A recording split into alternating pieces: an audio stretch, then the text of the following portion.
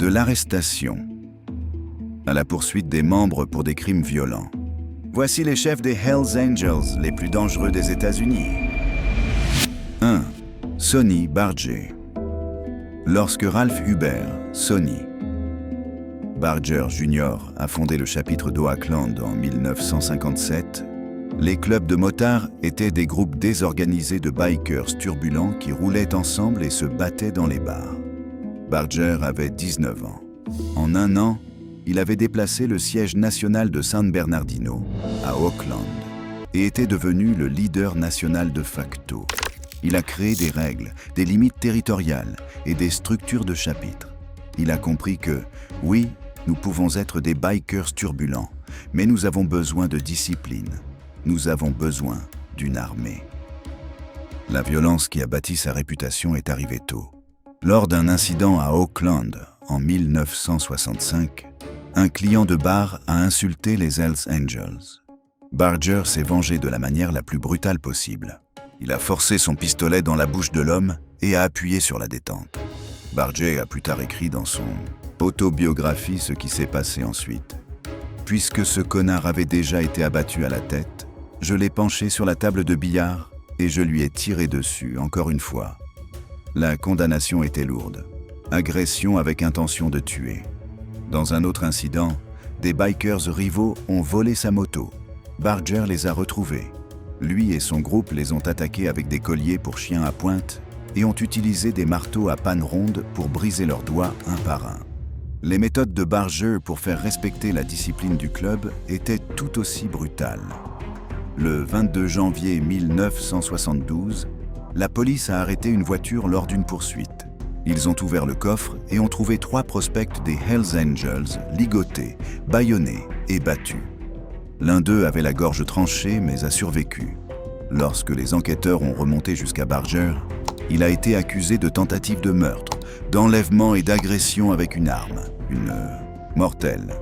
Barger et les 2 autres ont évité les accusations les plus lourdes. Tous 3 ont plaidé coupables de séquestration illégale à la place. Ce printemps-là, le trafiquant de drogue Sergio Agero s'est rendu à Oakland avec pour $80 000 de cocaïne et par malchance s'est disputé avec Barger. Contrariez Barger dans une affaire et vous ne repartez pas. Le 21 mai 1972, Barger a abattu Agero alors qu'il dormait dans la maison d'une connaissance, puis a ordonné à d'autres de mettre le feu à la résidence. Bien qu'un témoin ait déclaré avoir vu Barger exécuter l'homme endormi, une fois de plus, Barger a été acquitté le 29 décembre 1972. Si la violence a instauré la peur, l'organisation a bâti le pouvoir.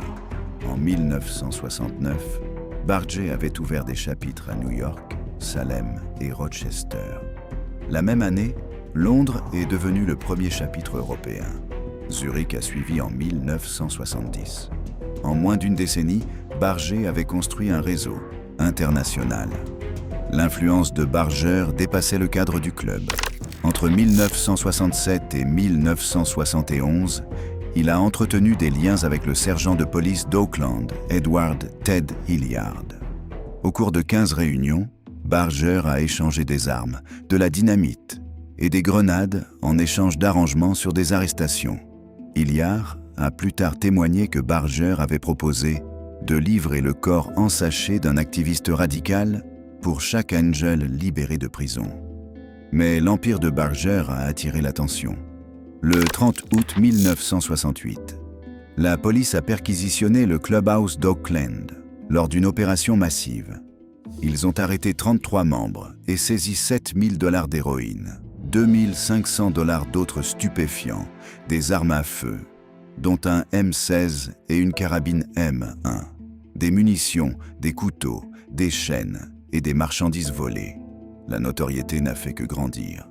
À la fin de 1969, les Hells Angels étaient devenus suffisamment célèbres pour que les Rolling Stones les engagent comme service de sécurité à Altamont Speedway le 6 décembre. Devant 300 000 personnes, les Hells Angels ont poignardé et tué Meredith Hunter, 18 ans, un spectateur, pendant le chaos. Barger était présent. Il a plus tard affirmé avoir pointé une arme sur la tête de Keith Richards pour forcer les Stones à continuer de jouer malgré l'émeute. Les Angels sont partis sans conséquence. Les Stones n'ont plus jamais travaillé avec eux. La loi a fini par le rattraper. Barger a été condamné pour trafic d'héroïne en 1977 et a écopé de 5 ans de prison. Puis, en 1988, pour un complot visant à faire exploser le Clubhouse des Outlaws. 8 ans. 13 ans au total derrière les barreaux. Mais même depuis la prison, l'organisation a continué de s'étendre. Lorsque Barger est mort en 2022 à l'âge de 83 ans, les Hells Angels comptaient des centaines de chapitres sur 6 continents. D'un jeune de 19 ans exigeant de la discipline dans un petit garage, d'Oakland à l'architecte d'un empire criminel mondial, Sonny Barger n'a pas seulement dirigé les Hells Angels. Il est devenu les Hells Angels. 2. Chuck Zito. New York City, au début des années 1980, avait sa propre forme de crime organisé. Les 5 familles de la mafia contrôlaient les rues. Mais lorsque Charles Alfred Zito Jr. a fondé le chapitre New York Nomads des Hells Angels, en 1984, il a apporté un autre type de pouvoir à la ville. Zito ne dirigeait pas simplement un club de motards. Il l'a connecté à la famille criminelle Gambino et a prouvé sa loyauté par la violence avant même de porter l'écusson. Le passé de Zito le distinguait des bikers typiques. Son père était un boxeur professionnel, poids welter, avec 228 combats. Zito a suivi ses traces et a compilé un palmarès amateur de 36-5. Il a rencontré Sandy Alexander, président du chapitre des Hells Angels de NYC, et également boxeur professionnel au Gramercy Gym. Alexander est devenu son mentor. Lorsque Zito a convaincu tout son club de motards Chingaling Nomads de devenir prospect des Hells Angels, les Angels établis ont été sélectifs. Seuls Zito et un autre ont été recrutés. Les autres n'étaient pas à la hauteur. Mais le recrutement n'était que la première étape. L'initiation de Zito dans le club allait impliquer quelque chose que la plupart des prospects ne font jamais. 9 mai 1979, Queens, New York. Robert Giangara, propriétaire d'une pizzeria avec des liens avec le crime organisé de bas niveau, est sorti vers sa Cadillac Eldorado dans l'allée de sa maison à Elmhurst. Il a tourné la clé dans le contact. La bombe fixée sous le châssis a explosé instantanément. Le métal et le verre ont éclaté dans toute l'allée. Heureusement pour Giangara, il a survécu sans blessure grave. Des années plus tard, John Joseph Pirate Miller, un ancien Hells Angel devenu témoin du gouvernement, a révélé ce qui s'était passé ce matin-là. Selon son témoignage, Zito et Philip Lightfoot Kramer ont utilisé un dispositif télécommandé provenant d'un avion modèle réduit pour faire exploser des explosifs C4 attachés au véhicule de Giangara. La planification, les explosifs, le déclencheur à distance. Ce n'était pas un travail d'amateur. Mais le mystère ne s'est pas arrêté avec l'explosion. Lorsque la police a enquêté, ils n'ont pas pu localiser Giangara par la suite. Il a complètement disparu. Qu'il se soit caché ou qu'il ait connu un autre sort, personne ne l'a retrouvé. Puis est venue la récompense pour l'attentat. Le lendemain, 10 mai 1979, Zito et Kramer ont été votés comme membres à part entière des Hells Angels. Le timing n'était pas une coïncidence. Chanceux pour Zito, il n'a jamais été inculpé pour l'attentat. Son casier judiciaire ne faisait que commencer. 3 mois plus tard, le 2 août 1979, la police a arrêté Zito pour excès de vitesse à Harrison, New York. La voiture qu'il avait empruntée contenait un pistolet volé, des munitions et un poing américain. Un simple contrôle routier s'est transformé en sa première inculpation pour armes. Preuve que la réputation violente de Zito était désormais sur le radar des forces de l'ordre. Le FBI surveillait. Entre 1982 et 1985, des agents fédéraux ont mené une enquête de 3 ans appelée Opération Rock Rider, constituant un dossier massif contre les Hells Angels. Les appels téléphoniques de Zito étaient surveillés. Il avait pris contact avec quelqu'un vendant de grandes quantités de méthamphétamine, suffisamment pour que des accusations de conspiration tiennent. Le 2 mai 1985, tout s'est joué. Le FBI a arrêté 133 membres et associé des Hells Angels pour racket et trafic de drogue. Le FBI, la DEA et la police locale ont perquisitionné la maison de Zito à New Rochelle, à la recherche de preuves. Ils ont également ciblé le siège du chapitre NYPD dans le Lower East Side, saisissant au moins une mitraillette Uzi et une quantité indéterminée de drogue. Au cours de l'enquête, les procureurs ont révélé quelque chose de glaçant à propos du chapitre de NYPD. Selon leurs preuves, les prospects devaient tuer ou tenter de tuer une cible choisie par le club dans le cadre de leur initiation. L'attentat à la voiture piégée de Zito contre Giangara et le timing de son adhésion prenaient maintenant tout leur sens. Ce n'était pas simplement un club de motards opérant à New York. C'était une organisation criminelle avec des exigences d'entrée dignes de la mafia. Et Zito avait réussi l'épreuve.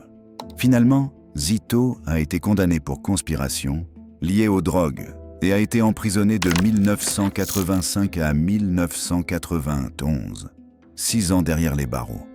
Mais même après avoir purgé sa peine, sa réputation dans le club est restée solide. Il avait passé 25 ans chez les Hells Angels.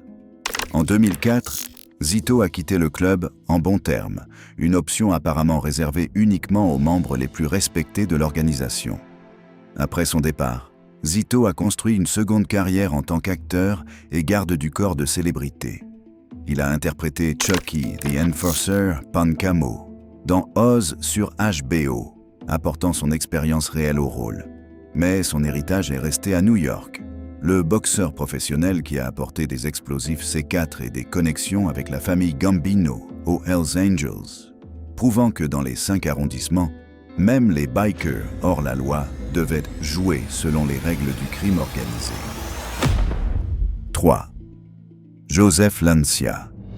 Joseph Lancia dirigeait le chapitre du Rhode Island des Hells Angels en tant que président, opérant sur un territoire déjà contrôlé par la famille criminelle Patriarcat, l'une des organisations mafieuses les plus puissantes de la Nouvelle-Angleterre.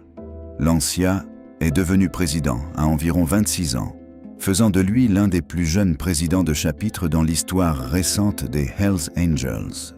Ce qui rendait Lancia important n'était pas seulement sa jeunesse ou sa position de leader. C'était sa capacité à nouer des alliances avec la mafia italienne et sa volonté d'utiliser la violence en plein jour dans des rues fréquentées. Les Hells Angels et la famille criminelle Patriarcat avaient maintenu une alliance pendant des décennies en Nouvelle-Angleterre. Cette relation reposait sur un bénéfice mutuel. Les Hells Angels fournissaient la force pour les opérations de la mafia, agissaient comme exécutants pour le recouvrement de dettes et participaient aux extorsions de clubs de striptease pour obtenir de l'argent de protection. La mafia, en retour, fournissait des connexions politiques, des opportunités commerciales et le respect territorial. Lancia comprenait cette dynamique et a cultivé des relations avec des figures importantes de la mafia, notamment Edward Eddie Latto, le sous-chef de la famille criminelle de Nouvelle-Angleterre. 12 juin 2019. Richard Starnino, un ancien prospect des Hells Angels impliqué dans un conflit en cours avec Lancia, a conduit son camion semi-remorque Mack devant le clubhouse situé sur Wendell Street dans le quartier Federal Hill de Providence. Il était 10h40 un mercredi matin. Rues animées, piétons, enfants à proximité. Lancia se tenait sur le trottoir devant le clubhouse. Lorsque le camion de Starnino est passé, Lancia a sorti un pistolet semi-automatique de calibre 25 et a tiré dans la vitre côté passager. Starnino n'a pas été touché.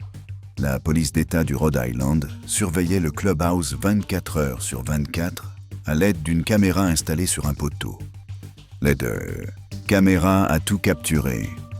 Lancia sortant son arme et tirant sur le camion en mouvement. Pire encore pour Lancia, le système de sécurité des Hells Angels a également enregistré ses actions. Lorsque la police a perquisitionné le clubhouse plus tard dans la journée, ils ont saisi les images de surveillance interne. Lance Imor, un membre full patch de 57 ans, a tenté de retirer l'équipement vidéo pour détruire les preuves. Imor a ensuite plaidé nolo contendere pour altération de preuves et a reçu 4 ans de probation. L'enquête a révélé que Lancia était président du chapitre du Rhode Island, un chapitre désigné comme gang de motards hors la loi par le département de la justice des États-Unis et impliqué dans des activités criminelles à la fois dans le Rhode Island et au niveau national grâce à ses connexions avec d'autres chapitres. 29 février 2020. Alors qu'il était en liberté sous caution pour l'affaire de tir, Lancia se trouvait au Cadillac Lounge, un club de striptease à Providence. Une bagarre a éclaté impliquant des membres des Hells Angels. Lors de l'altercation, Lancia a frappé un individu, le faisant perdre connaissance. La victime a heurté le sol et a été assommée. Des agents du Providence Police Department étaient sur place et ont immédiatement arrêté Lancia. L'accusation d'agression a été ajoutée à son dossier d'armes en cours. Lancia faisait initialement face à des accusations de décharge d'armes à feu lors de la commission d'un crime violent et d'agression avec intention de meurtre. Des chefs d'accusation passibles de jusqu'à 20 ans chacun. Après avoir initialement exigé un procès, il a changé de stratégie. Janvier 2022. Lancia a plaidé nolo contendere pour agression criminelle et port d'armes sans permis. Les accusations les plus graves ont été abandonnées dans le cadre de l'accord. 18 février 2022. La juge Kristen Rogers l'a condamné à 15 ans, 5 à purger, 10 avec sursis et probation. Une ordonnance de non-contact de 8 ans a protégé Starnino. Juin 2023. A accordé une libération anticipée à Lancia avec des conditions strictes. Aucun contact avec les membres des Hells Angels. Interdiction d'exercer un rôle de dirigeant dans le club. Aucun contact avec des criminels condamnés. Il a été libéré de l'Adult Correctional Institution à Cranston. Septembre 2024. Edward Eddy Latto, sous-chef de 77 ans de la famille criminelle Patriarcat, est décédé après un cancer. Lancia a demandé l'autorisation à son agent de probation d'assister à la veillée, affirmant qu'il y allait seul sans membres du club. Lors de la veillée, Lancia était entouré de 2 membres des Red Devils. Plusieurs membres des Hells Angels étaient également présents, ainsi que plusieurs personnes ayant un casier judiciaire. Latto avait été le principal lien entre la mafia et les Hells Angels pendant des années. La présence aux funérailles a démontré la continuité de cette alliance. Lancia a été remis en détention pour violation de sa libération conditionnelle. Lors d'une audience en septembre 2024, il a admis ne pas avoir informé la commission du casier judiciaire de Latto lorsqu'il a demandé l'autorisation d'y assister.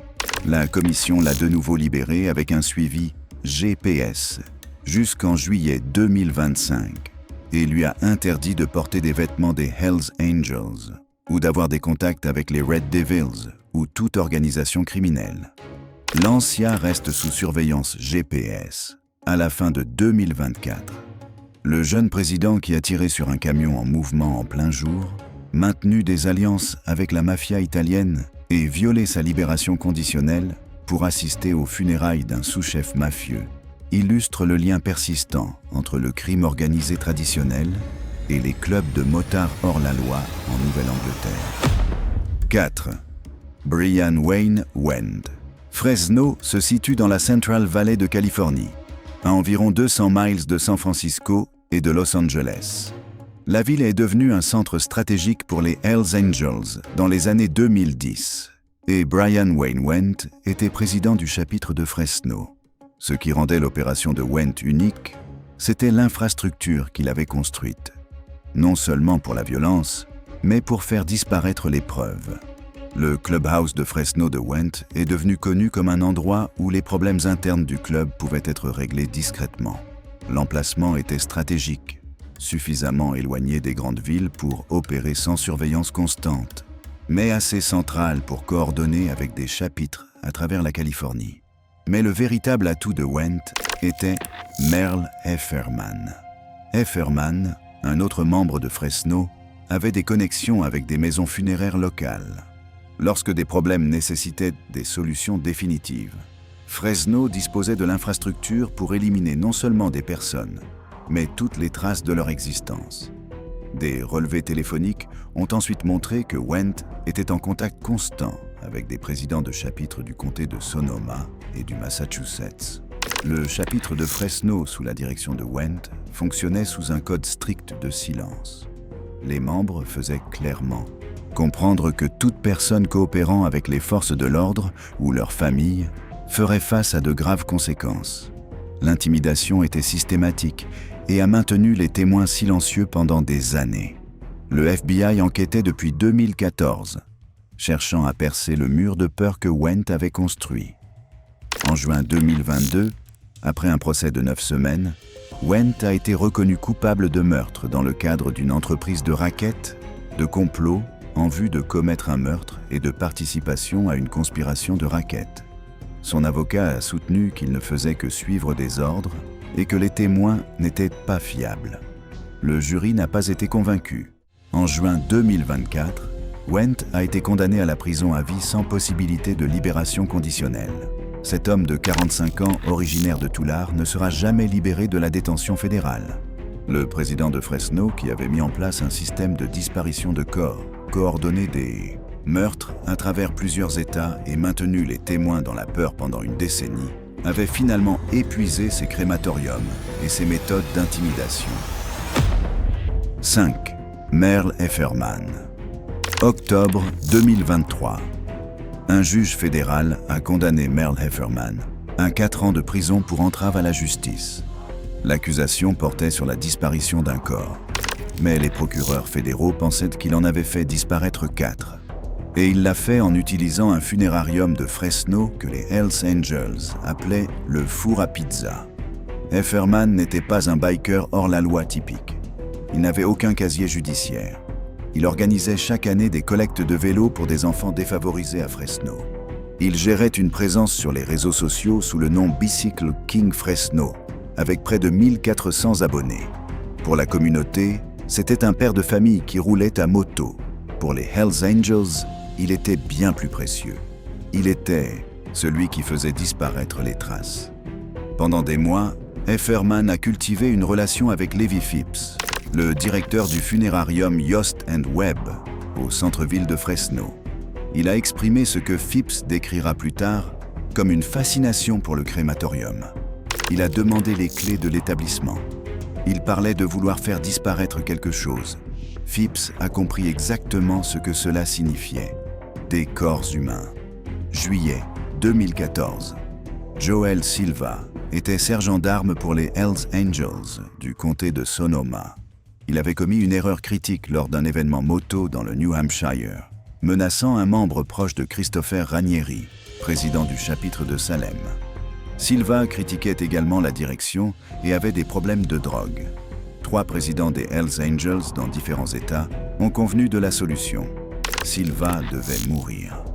Le 14 juillet, Heffernan a envoyé des messages et appelé Phipps pour se préparer. Le lendemain, Silva a été conduit au clubhouse de Fresno en pensant pouvoir s'expliquer. Brian Wendt, le président de Fresno, lui a tiré une balle à l'arrière de la tête dès son arrivée. Les procureurs fédéraux révéleront plus tard un détail glaçant. Au moment même où Silva organisait la fête d'anniversaire de sa fille de 15 ans, Heffernan planifiait la crémation de son corps. Le matin du 16 juillet, Heffernan a appelé Phipps et lui a dit d'être au crématorium, avec la porte du hangar ouverte. 2 jeunes hommes sont arrivés, ont menacé Phipps avec une arme et ont chargé le corps de Silva dans l'incinérateur. Après la crémation, Heffernan a rappelé Phipps avec un message simple: se taire. Le corps de Silva n'a jamais été retrouvé. Sa famille a passé 8 ans sans savoir où il se trouvait, incapable de faire son deuil correctement. Mais Silva n'était pas la seule victime. Phipps a témoigné que le même schéma s'était répété 3 autres fois. En février 2015, un autre corps. En juillet 2016, encore un autre. Les procureurs fédéraux pensent que les victimes étaient Robbie Huff et Art Karassis, tous 2 membres des Hells Angels disparus pendant ces périodes. Une 4e victime a été identifiée comme Juan Guevara. Chaque fois, Heffernan contactait Phipps juste avant les disparitions. Chaque fois, des hommes arrivaient avec des corps. Chaque fois, le four à pizza effaçait les preuves. Les relevés téléphoniques obtenus par le FBI ont confirmé chaque détail. Le schéma était indéniable. Hefferman avait construit un système pour faire disparaître des corps sans laisser de traces. L'enquête fédérale a conduit à des inculpations contre 11 membres des Hells Angels. Brian Wendt, Jonathan Nelson et Russell Taylor Ott ont tous été reconnus coupables du meurtre de Silva. Christopher Ranieri, qui avait élaboré le plan, a été condamné en 2023. Hefferman a plaidé coupable en décembre 2022. Son avocat a soutenu qu'il était un leader communautaire sans antécédent judiciaire. Les procureurs demandaient 7 ans. La défense voulait 30 mois. Le juge Edward Chen lui a donné 4 ans. Les procureurs ont tenté d'introduire des preuves concernant les 3 autres crémations pendant le procès. Le juge Chen les a blowées à plusieurs reprises. Hefferman n'a jamais été inculpé pour la disparition de Huff, Karasis ou Guevara. Sa défense a soutenu que si les preuves avaient été suffisantes, des accusations auraient été portées. Ce ne fut pas le cas. Ainsi, Hefferman a été condamné pour avoir fait disparaître un corps, même si les procureurs fédéraux pensent qu'il a réduit en cendres 4 êtres humains dans le funérarium que les Hells Angels appelaient le four à pizza.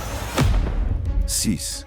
Christopher Rainman Ranieri. Les Hells Angels de la côte Est opéraient sur un territoire déjà contrôlé par des familles du crime organisé bien établies. Christopher Rainman Ranieri dirigeait le charter Salem/Boston du milieu des années 2000 jusqu'en 2017, construisant un réseau qui s'étendait du Massachusetts à la Californie. Ce qui rendait Ranieri dangereux, c'était sa capacité à maintenir des opérations criminelles sur plusieurs fronts. Évasion fiscale, infractions liées aux armes et coordination de la violence sur plus de 3000 miles. Le casier judiciaire de Ranieri a commencé localement. Le 6 janvier 2005, le policier de l'État du Massachusetts, Daniel Crespi, l'a arrêté sur la route 107 lors d'un contrôle routier. Crespi a observé ce qui semblait être une arme sous la veste de Ranieri. Au lieu d'obtempérer, Ranieri a pris la fuite, courant directement dans un marécage. La police a passé des heures à le faire sortir du marais. Il a été arrêté pour plusieurs chefs d'accusation et a reçu une peine avec sursis de 90 jours pour agression sur un agent de police. Mais la véritable activité de Ranieri était l'argent. Il exploitait Boston's Best Silk Screening and Embroidery, une entreprise apparemment légitime qui servait de façade pour des revenus non déclarés. En 2005 et 2006, Ranieri n'a pas déclaré ses impôts personnels ni ceux de son entreprise. L'IRS a découvert le stratagème. En 2005, Ranieri a déclaré 49 000 $ de revenus, mais avait plus de 126 000 $ de dépôts sur son compte personnel. En 2006, il a déclaré seulement 17 554 $, tout en déposant plus de 161 000 $. L'écart était énorme. Plus de 100 000 $ par an de liquidités inexpliquées circulant sur ses comptes. Le 20 septembre 2007, une enquête conjointe de l'ATF, de la DEA, de la police de l'État du Massachusetts et de l'IRS a abouti. Des agents fédéraux ont arrêté 6 membres des chapitres Salem et Boston des Hells Angels lors de perquisitions coordonnées. Ranieri faisait partie des personnes arrêtées. Il a été condamné à 1 an de prison et contraint de verser des réparations au gouvernement américain. En tant que président du chapitre de Salem, Ranieri coordonnait les opérations entre le Massachusetts et la Californie. Des relevés téléphoniques ont ensuite montré une communication constante avec les présidents de chapitres du comté de Sonoma et de Fresno. La distance de 3000 miles ne l'a pas empêché d'organiser des activités criminelles à travers le pays. En octobre 2017, un grand jury a inculpé 11 membres et associés, dont Ranieri, pour racket, complot en vue de commettre un meurtre, trafic de stupéfiants, agression, vol, extorsion et intimidation de témoins. En mai 2023, après un procès de 2 mois, Ranieri a été reconnu coupable de conspiration de racket et de complot en vue de commettre un meurtre dans le cadre d'une entreprise de racket. Ranieri risque une peine maximale de prison à vie et reste en détention fédérale, en attendant sa condamnation. L'homme qui s'est enfui dans un marécage pour éviter une accusation liée à une arme, qui a blanchi plus de $100 000 par an via une entreprise de broderie et qui a construit un réseau criminel s'étendant du Massachusetts à la Californie, attend désormais derrière les barreaux sa sentence finale. 7. Raymond Ray Ray, Fawkes, Sonoma County, California. Raymond Ray Ray, Fawkes, dirigeait le chapitre du comté de Sonoma dans les années 2000 et 2010, construisant une réputation de violence et d'entreprise criminelle qui s'étendait sur plus de 2 décennies. Fawkes opérait au cœur de la région viticole du nord de la Californie, contrôlant un territoire à 50 miles au nord de San Francisco. Sa carrière criminelle a montré un schéma d'escalade de la violence, de la fraude hypothécaire et des opérations de drogue à l'organisation de meurtres et à l'intimidation systématique des témoins. L'historique criminel de Fawkes remonte à 2002, lorsque les autorités fédérales ont allégué qu'il avait déclenché une fusillade sanglante entre gangs de motards rivaux. Les détails restent scellés dans les documents judiciaires, mais l'incident a établi Fawkes comme quelqu'un prêt à initier une violence extrême. En 2005, lorsque les autorités fédérales l'ont poursuivi pour des accusations liées aux drogues, Fawkes est devenu fugitif. Les Hells Angels du comté de Sonoma ont organisé une fête Keep Ray Ray Free et distribué des t-shirts le qualifiant de prisonnier politique. Ce soutien public montrait le statut de Fawkes au sein de l'organisation. Les membres se mobilisaient ouvertement, alors même qu'il échappait aux autorités fédérales. 13 février 2007, Fawkes a été extradé à Las Vegas, Nevada, et condamné pour crimes violents dans le cadre d'une entreprise de racket. Il a été condamné à 12 mois de prison, mais cette peine n'a pas ralenti ses opérations criminelles. La même année, entre juillet et août 2007, Fawkes a orchestré un système complexe de fraude hypothécaire et de blanchiment d'argent à Rohnert Park. Il a commis une fraude bancaire pour obtenir une résidence, puis y a installé une culture de marijuana en intérieur. Cette maison de culture démontrait la capacité de Fawkes à gérer des entreprises criminelles sophistiquées tout en assurant ses responsabilités de leader des Hells Angels. Au moment où Fawkes est devenu président du chapitre du comté de Sonoma, il avait construit un réseau de membres qui comprenait que la violence et l'intimidation étaient des outils de contrôle. Le chapitre fonctionnait sous une discipline stricte. Toute personne coopérant avec les forces de l'ordre ou leur famille ferait face à des conséquences. Juillet 2014, Joel Silva, membre des Hells Angels, a commis une erreur fatale. Lors de la Laconia Motorcycle Week dans le New Hampshire, Silva a menacé un membre du charter de Salem, proche de Christopher Ranieri, président du chapitre Salem/Boston. Silva avait franchi une ligne au sein même de l'organisation. Le manque de respect interne exigeait une solution définitive. Après Laconia, 3 présidents de chapitre se sont réunis au domicile de Ranieri à Lynn, Massachusetts. Fawkes du comté de Sonoma, Jonathan John Nelson, également du comté de Sonoma, et Ranieri de Salem/Boston. La décision a été prise. Silva devait être tué. 2 jours avant le meurtre, les présidents se sont à nouveau réunis. Le 14 juillet, ils ont maintenu un contact téléphonique constant. Le 15 juillet 2014, Nelson a organisé le transport de Silva par Russell Ott de Santa Rosa jusqu'au Clubhouse de Fresno, à 200 miles au sud. Silva faisait entièrement confiance à Ott. Ott était un ancien président du comté de Sonoma avec des décennies d'expérience. Silva pensait gérer des affaires du club. À leur arrivée au Clubhouse de Fresno, Brian Wayne Wendt, président du chapitre de Fresno, lui a tiré une balle à l'arrière de la tête. Le lendemain matin, le corps de Silva a été incinéré et son camion a été incendié. Les preuves ont disparu. Les relevés téléphoniques ont ensuite révélé la coordination. Fawkes était en contact constant avec Nelson et les autres présidents pendant la planification et l'exécution. Le meurtre de Silva a démontré comment la direction du comté de Sonoma orchestrait des opérations criminelles à travers la Californie. utilisant la confiance et la tromperie pour éliminer des problèmes au sein de leur propre organisation. Novembre 2016. Un ancien membre des Hells Angels a eu une relation avec la compagne de Fawkes au clubhouse du comté de Sonoma. Fawkes a passé des heures à battre l'homme avec une batte de baseball. Pendant l'attaque, Fawkes a forcé un tatouage sur le front de la victime. Nelson a participé, frappant la victime avec une arme au visage. L'agression a laissé l'homme avec des fractures faciales et des dommages permanents à l'œil. À un moment de l'agression, Fawkes a quitté la pièce et a agressé sexuellement la femme de la victime. Puis, il est revenu pour continuer à battre son mari. Fawkes a menacé la femme de garder le silence sur ce qui s'était passé. L'agression de novembre 2016 a montré la capacité de Fawkes à exercer une violence personnelle prolongée. Des heures de torture et d'agression sexuelle, pas seulement une exécution rapide. Tandis que Fawkes construisait sa réputation par la violence, le FBI construisait un dossier contre lui. L'enquête a commencé en 2014 lorsque Silva a disparu, retraçant les relevés téléphoniques et documentant le réseau reliant le comté de Sonoma au Massachusetts et à Fresno.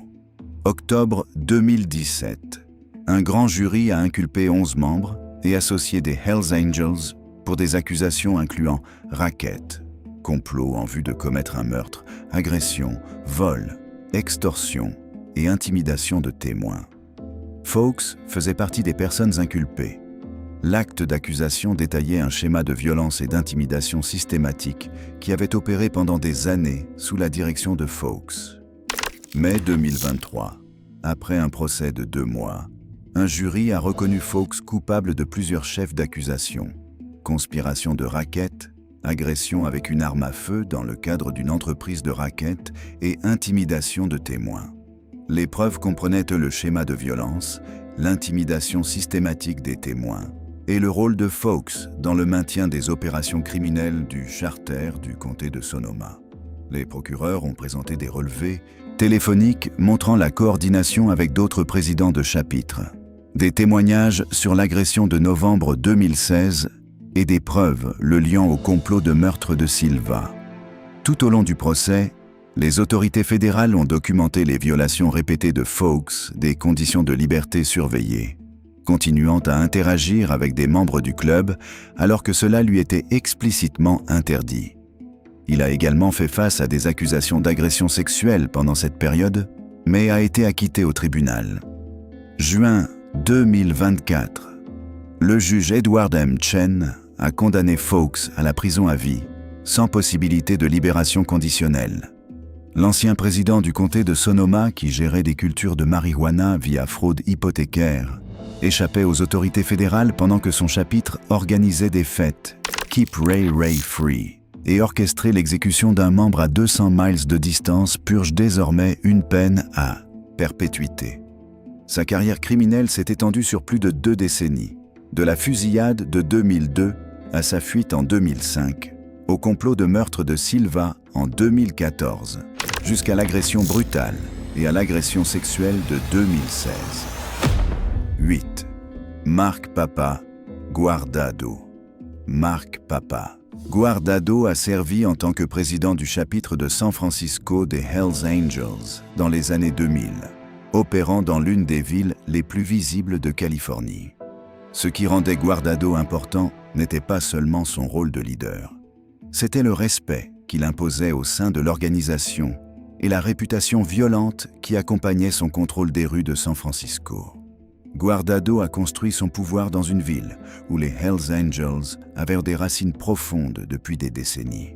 Le chapitre de San Francisco opérait ouvertement et la présidence de Guardado faisait de lui le visage de l'organisation dans la Bay Area. Son surnom, Papa, reflétait l'autorité qu'il détenait au sein du club. Les membres le traitaient avec déférence et les rivaux connaissaient sa réputation. Le quartier de Mission District est devenu le territoire de Guardado. Le 2 septembre 2008, Guardado a été impliqué dans une bagarre dans un bar au Clubhouse Tavern, un lieu fréquenté par les bikers dans la mission. L'affrontement a dégénéré en violence et Guardado s'est battu physiquement avec un autre homme. Mais ce n'était pas une simple bagarre de bar entre égaux. Christopher Brian Ablett, membre du club rival Mongols Motorcycle Club, étaient présents ce soir-là. Les Mongols et les Hells Angels étaient ennemis depuis des années, leur conflit étant marqué par la violence à travers la Californie. Ablett était un membre connu des Mongols qui était venu à San Francisco délibérément. Il est arrivé armé d'un couteau militaire d'environ 30 cm et d'un revolver .357 Magnum. Il portait également un gilet full patch des Mongols et un t-shirt réservé aux membres les plus engagés. La nouvelle est parvenue à Guardado qu'un membre des Mongols se trouvait dans sa ville et affichait ouvertement ses couleurs dans un bar du Mission District. Pour un président des Hells Angels, c'était un manque de respect direct envers son territoire. Guardado a confronté Ablett. La confrontation est devenue mortelle. Ablett a poignardé et tiré sur Guardado à l'extérieur du bar. Le président du chapitre de San Francisco est mort de ses blessures. Guardado avait 45 ans. Le meurtre a choqué la communauté biker de la Bay Area. Guardado n'était pas un simple membre. Il était le président de l'un des chapitres les plus importants des Hells Angels en Californie. Ses funérailles ont attiré une attention massive. Les autorités ont estimé qu'entre 1400 et 2000 bikers ont assisté à son enterrement, venant de toute la Californie et au-delà. Le cortège à travers les rues de San Francisco était une démonstration de force, des centaines de motos, les couleurs des Hells Angels partout, une démonstration publique de la taille et de l'influence de l'organisation. Christopher Ablett a pris la fuite et est devenu fugitif. Il s'est rendu à la police à Bartlesville, Oklahoma, un mois plus tard. En février 2012, un jury fédéral l'a reconnu coupable de 4 chefs d'accusation: meurtre dans le cadre d'une entreprise de racket, agression avec une arme mortelle dans le cadre d'une entreprise de racket, utilisation d'une arme à feu lors d'un crime violent et utilisation d'une arme à feu entraînant un meurtre lors d'un crime violent. Les procureurs ont prouvé qu'Ablett était venu à San Francisco armé et portant l'identification complète des Mongols. Le jury a conclu qu'Ablett avait tué Guardado pour augmenter son statut au sein du gang des Mongols. Le 15 mai 2012, le juge fédéral Richard Seaborg a condamné Ablett à la prison à vie sans possibilité de libération conditionnelle. Le juge a ordonné 2 peines à vie concurrentes plus une peine à vie consécutive. Il n'existe pas de libération conditionnelle pour les peines fédérales à perpétuité. Ablett reste en détention fédérale purgant sa peine. La mort de Guardado a mis en lumière la guerre continue entre les Hells Angels et les Mongols en Californie. Cette rivalité avait déjà fait des victimes à travers l'État, et le meurtre de Guardado à San Francisco a montré que même les présidents de chapitre n'étaient pas à l'abri de la violence. Son assassinat a démontré que le leadership s'accompagnait d'un risque mortel, surtout dans une ville où les clubs rivaux pouvaient opérer ouvertement. Le chapitre de San Francisco a continué après la mort de Guardado. L'homme qui avait attiré 2000 bikers à ses funérailles a été tué sur son propre territoire. Preuve que même les présidents de chapitre n'étaient pas à l'abri de la violence. 9. Jeffrey Jethro Pettigrew. Jeffrey Jethro Pettigrew dirigeait le chapitre de San José en tant que président et occupait une position que les forces de l'ordre considéraient comme l'une des 5 plus puissantes des Hells Angels aux États-Unis. Bien qu'il ait travaillé pendant 20 ans comme opérateur d'équipements lourds pour le département des transports de San José, la police le connaissait comme le leader charismatique du chapitre et le qualifiait de parrain des Hells Angels à San José. Son leadership a fait de lui une cible dans la guerre continue entre clubs de motards rivaux. 23 septembre 2011. Pettigrew s'est rendu au John Ascuagas Nugget Casino Resort à Sparks, Nevada, pour le festival annuel de Moto Street Vibrations. L'événement attirait des milliers de bikers de tout le pays. Ce soir-là, juste avant 23h30, Pettigrew a rencontré des membres du club rival Vagos Motorcycle Club, près du bar Trader Dick's, à l'intérieur du casino. Les Hells Angels et les Vagos étaient ennemis jurés depuis des années, leur conflit étant enraciné dans la compétition pour le territoire à travers la Californie, en particulier dans les zones de San José et Santa Cruz. Lorsque les 2 groupes se sont croisés sur le sol bondé du casino, Une bagarre a éclaté. En quelques secondes, le combat est passé des coups de poing au tir. Plusieurs coups de feu ont retenti sur le sol du casino, transformant le lieu en scène de fusillade. Ernesto González, ancien président du chapitre Vagos au Nicaragua, a sorti son arme. González a tiré plusieurs fois dans le dos de Pettigrew, 4 ou 5 coups selon les témoins. Pettigrew, âgé de 51 ans, est mort de ses blessures. 2 membres des Vagos, Léonard Ramirez, 45 ans, et Diego Garcia, 28 ans, ont subi des blessures par balles non mortelles. Le membre des Hells Angels, César Villagrana, a été arrêté pour suspicion d'agression avec une arme mortelle et possession d'une arme volée après que la vidéosurveillance du casino l'a montré tirant dans la foule, bien que la police n'ait pas pu confirmer si ces tirs avaient touché quelqu'un. La violence ne s'est pas arrêtée cette nuit-là. Le samedi matin 24 septembre 2011, une deuxième fusillade a eu lieu à Sparks.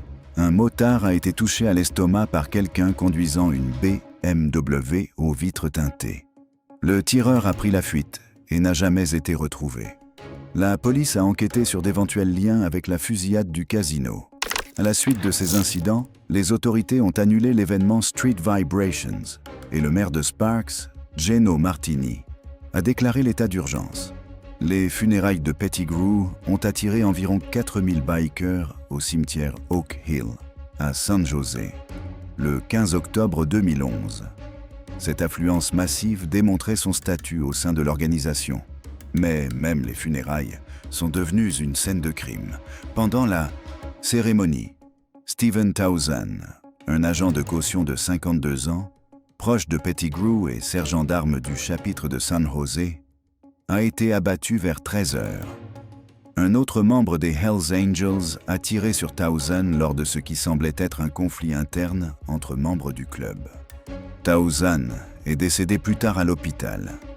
La police a interrogé des témoins, mais n'a procédé à aucune arrestation. Ernesto González, 55 ans, originaire de San Francisco, a été jugé pour le meurtre de Pettigrew. Les procureurs ont soutenu que González avait exécuté un assassinat orchestré découlant de la rivalité de longue date entre les Vagos et les Hells Angels. González a plaidé la légitime défense. Il a déclaré avoir tiré sur Pettigrew parce que Pettigrew et un autre Hells Angel frappaient un membre des Vagos si violemment à la tête qu'il craignait qu'il ne le tue. Ils ne m'ont laissé d'autre choix que d'agir comme je l'ai fait pour défendre mon frère. Haïti, déclaré González au tribunal. Août 2013.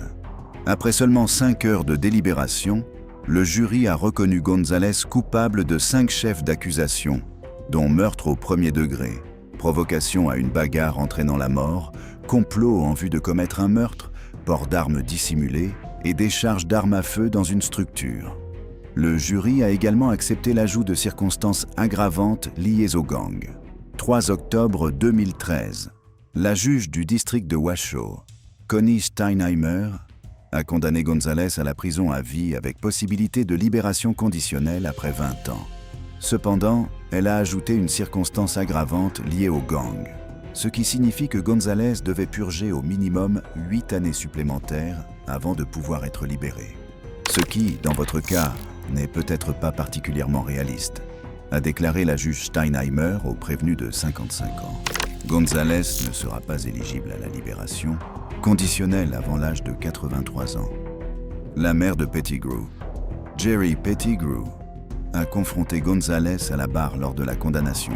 « Je suis désolé, mais je vous considère comme un lâche d'avoir tiré sur mon fils dans le dos. Pas une fois, mais 4 ou 5 fois, a-t-elle déclaré. Vous avez tué quelqu'un qui avait un grand cœur, qui croyait à aider les autres. Il avait 1 million d'amis. Il n'avait aucun ennemi. González reste détenu dans l'État du Nevada, purgeant sa peine. 10. William Gary. Trump, Potter. William Gary. Trump. Potter dirigeait le chapitre de Tucson des Hells Angels en tant que président dans les années 1990 et 2000, contrôlant les opérations dans le territoire désertique de l'Arizona.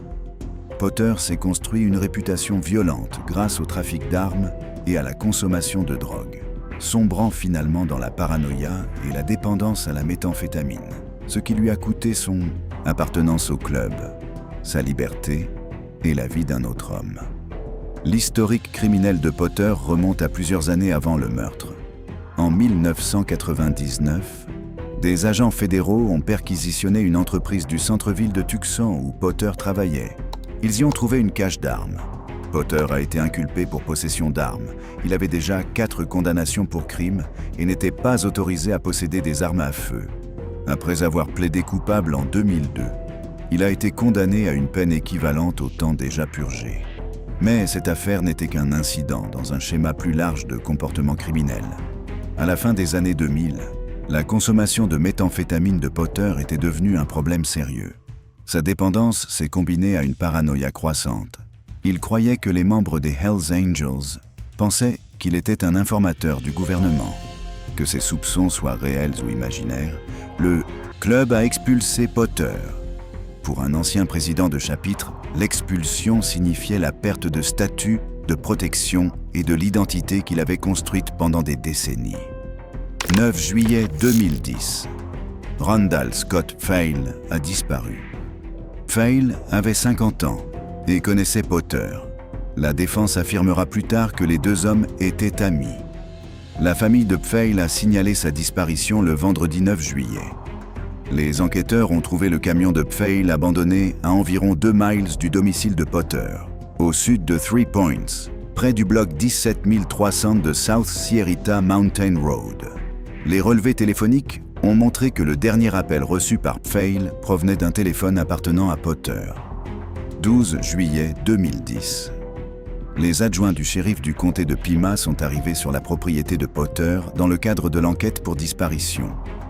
En fouillant le terrain, les détectives ont remarqué une zone de terre perturbée dans la cour. Ils ont commencé à creuser. À quelques pieds sous la surface, ils ont découvert le corps de Pfeil, enterré dans une tombe peu profonde. Le corps présentait des signes évidents de traumatisme. L'autopsie a confirmé l'identité de la victime. Il avait été abattu 2 fois, une fois au visage. Le tir le paralysant instantanément, puis une fois à l'arrière de la tête. Son corps avait été traîné et jeté dans une fosse remplie de déchets et d'excréments humains. 13 juillet 2010. Les autorités ont arrêté William Gary Potter, âgé de 54 ans, et l'ont inculpé de meurtre au premier degré. Sa femme, Karen Ann Potter, 51 ans, a été arrêtée et inculpée pour entrave à la justice. Lors de l'arrestation et de la perquisition, les autorités ont découvert que Potter possédait 7 armes à feu et un dispositif explosif, tous illégaux pour un criminel condamné avec 4 condamnations antérieures. L'avocat de la défense de Potter, Paul Eckerstrom, a soutenu que son client avait agi en légitime défense contre Pfeil, affirmant que les deux hommes étaient amis, mais que Pfeil était connu pour avoir un tempérament violent. Il a également affirmé que Potter méritait une peine réduite car, au moment du crime, il souffrait de schizophrénie et faisait face à de réelles menaces de la part de membres des Hells Angels, qui le considéraient comme un informateur. La défense a demandé une peine de 10 ans. Les procureurs n'étaient pas d'accord. Le procureur adjoint du comté Jonathan McGinley a argumenté que le fait que Potter ait besoin de protection contre les Hells Angels n'était pas une raison de clémence. Il avait lui-même été un leader de l'organisation. Plus important encore, Potter avait 4 condamnations antérieures, n'avait pas le droit de posséder des armes et en possédait pourtant 7, ainsi qu'un dispositif explosif. Les infractions liées aux armes démontraient à elles seules son mépris. Continue pour la loi. Avril 2012. Potter a plaidé coupable de meurtre au second degré et de 2 chefs d'accusation de possession d'armes mortelles en tant que personne interdite. Il encourait entre 10 et 37 ans de prison. Juillet 2012. Le juge de la Cour supérieure du comté de Pima, Christopher Browning, a prononcé la sentence. La famille de Pfeil était présente. Sa sœur, Carrie Frisbee, a décrit Potter comme quelqu'un qui avait enlevé un homme dont l'aura remplissait chaque pièce d'amour, de lumière, de bonheur et d'amitié. La famille a décrit Pfeil comme un homme attentionné, qui appelait sa grand-mère et sa mère chaque jour, qui était habile de ses mains et qui aidait toute personne dans le besoin. Le juge Browning a reconnu que l'affaire n'était pas simple. Aucun des deux hommes n'était entièrement bon ou entièrement mauvais, a-t-il déclaré. Armes. Browning a condamné Potter à 13 ans pour le meurtre. Il a ajouté 2 peines de 6 ans pour les infractions liées aux armes, exécutées simultanément mais consécutives à la peine pour meurtre. Peine totale. 19 ans de prison. Potter reste détenu dans l'État de l'Arizona, purgeant sa peine de 19 ans. S'il obtient une libération conditionnelle à sa première date possible, il aura 73 ans. Ces 10 dirigeants ont construit leur pouvoir par la violence et l'intimidation. Certains sont morts violemment. D'autres font face à des peines à vie dans des prisons fédérales. Quelques-uns sont partis, mais la plupart n'ont jamais échappé aux conséquences de la violence qu'ils ont orchestrée. Les Hells Angels continuent d'opérer dans le monde entier. Mais ces dirigeants montrent que le pouvoir dans le monde des motards hors la loi a un prix. Payé en décennies derrière les barreaux, en balles de gangs rivaux ou en isolement paranoïaque. Mais pour voir ce qui se passe vraiment lorsqu'un biker balance et finit derrière les barreaux. Clique sur la prochaine vidéo pour voir exactement comment cela se passe à l'intérieur des murs de la prison.